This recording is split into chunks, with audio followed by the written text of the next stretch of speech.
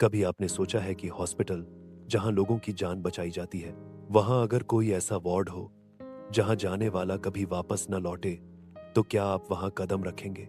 आज की कहानी एक ऐसी नर्स की है जिसे मिला नौकरी का पहला मौका एक सरकारी हॉस्पिटल में, पर उसे नहीं पता था कि वहां उसका सामना होगा एक ऐसे वार्ड से जो बंद तो कर दिया गया था, लेकिन उसके अंदर कोई अब भी जिंदा है, या शायद मरकर भी जिंदा है। एक वार्ड जो अब भी ड्यूटी लेता है, मरीजों की नहीं, आत्माओं की। नाम है वार्ड नंबर 13, और इसकी फाइल कभी बंद नहीं हुई। ये कहानी है नर्स शालिनी वर्मा की, जो अपने करियर की शुरुआत भारत के एक पुराने सरकारी हॉस्पिटल से करती है।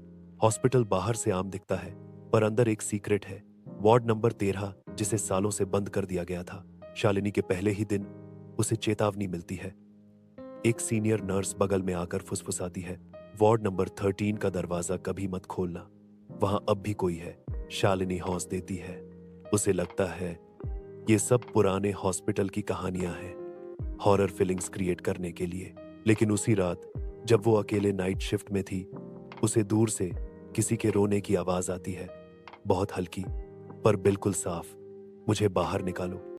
दूसरे दिन जब उसने डॉक्टर सरीन से इस बारे में पूछा, उन्होंने गुस्से से कहा, हमारे यहाँ कोई वार्ड नंबर 13 नहीं है, तुम्हें वहम हुआ है। लेकिन उस रात शालिनी ने अस्पताल के पुराने रिकॉर्ड्स की एक फाइल देखी। Ward number 13, psycho isolation unit. Last admitted Anvita Sharma, उम्र 10 साल, diagnosis unexplained violent hallucinations. Report में लिखा था, subject attacked nurse, no recovery, subject vanished during storm night. Shalini को अपने कमरे में बार बार एक परछाई दिखती है जो बाथरूम के शीशे में नजर आती है, लेकिन पीछे कोई नहीं होता। हॉस्पिटल के सीसीटीवी में खुद को देखती है। रात 3 बजे वो खुद वार्ड 13 में घुसती हुई दिखाई देती है, जबकि उसे कुछ याद नहीं। एक मरीज प्रियंका बताती है, हर रात एक छोटी बच्ची मेरे बेड के पास आकर खड़ी हो जाती है, बस देखती रहती है, फिर गायब हो जाती है। रघु, एक पुराना वार्ड बॉय, शालिनी को बताता है, 10 साल पहले डॉक्टर सरीन और उनकी टीम ने उस बच्ची पर ट्रीटमेंट के नाम पर मानव प्रयोग किए। बच्ची की मौत हो गई, लेकिन उसकी आत्मा अब भी वहीं फांसी है, और जो भी रात 3 बजे उस वार्ड का दरवाजा खोलता है, वो कभी वैसा नहीं रहता। एक रात शालिनी को सपना आता है जिसमें वो खुद को अनविता के शरीर में देखती है। हॉस्पिटल के डॉक्टर उसे बांध रहे हैं, करंट लगाया जा रहा है और वो चिल्ला रही है, लेकिन जैसे ही आंख खुलती है, उसके हाथों में वही पुरानी फाइल होती है जो कभी खो चुकी थी। एक रात अचानक हॉस्पिटल में जनरेटर फेल हो जाता है, सब अंधेरा। शालिनी वार्ड एक दरवाजा अपने आप खुलता है। अंदर दीवारों पर खून से लिखा होता है, अब मेरी ड्यूटी खत्म हुई, अब तुम्हारी बारी है। थी की तरफ खिंचती चली जाती है, और फिर आवाज आती है, डॉक्टर सरीन मर चुके हैं, अब तू जिंदा नहीं रहेगी।